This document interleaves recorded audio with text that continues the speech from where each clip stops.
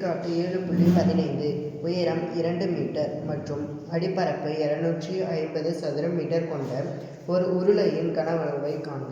யாருடைய கனஅளவு? உருளையின் கனஅளவு. என்னென்ன கொடுத்திருக்காங்க? அடிப்பரப்பு.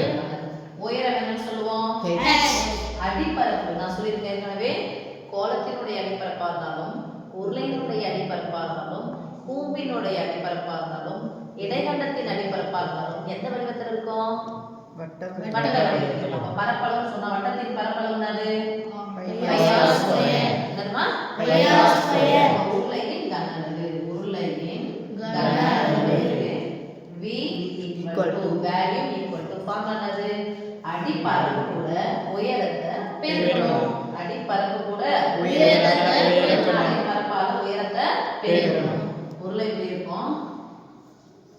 இதுக்குள்ள எவ்வளவு பொருள் இருக்கு, தண்ணி இருக்குன்னு சொன்னா இந்த அளவு பரப்பளவுல அடிப்பக்கத்துல உயர அளவுக்கு தண்ணி இருக்கும். அப்ப இதை என்ன பண்ண போறோம்? பெருக்க போறோம். அடிப்பரப்பை உயரத்தால் பெருக்கினா நமக்கு கனஅளவு கிடைச்சிடும்.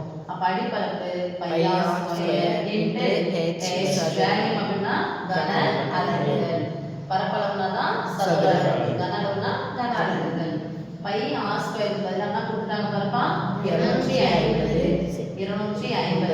இன்ட்டு ஹெச்சினுடைய மதிப்பு, உயரத்தினுடைய மதிப்பு என்ன கொடுத்துட்டாங்க? 2 ஈக்குவல் டு 2 250 சேர்ந்தா எவ்வளோ? 500. 2 முறை 250 கூட்டணும், இல்லைன்னா 250 பெருக்கணும். 0 25 2 50 கன அலகு எதில் கொடுத்துருக்காங்க? மீட்டர். 2 மார்க்ஸ். ஓகே.